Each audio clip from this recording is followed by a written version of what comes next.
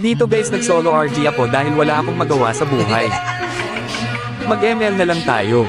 Naghahanap pala ako ng kaduho kahit sino, comments mo lang ML ID mo baka gusto mong ako makasama. At dito guys wala pang 3 minuto lagi nang namamatay kasama ko. Tingnan nyo ba naman? Top PH pala yung kalaban namin na Alpha, grabe lakas niya. Pero wala yan sa akin, pag ako makalaban nyo. Pero simulan na natin ang tunay na laro. Pakitaan ko kayo ng Layla na nagbubuhat sa game kahit baog na yung mga kasama ko. Hindi pumasok pa. Ayun bagsak ang photo, natitingan ka tuloy.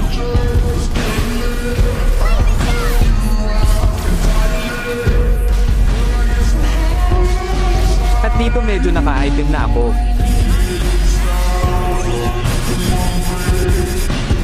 Alam ko may kalaban sa Namo kaya nag-flicker ako.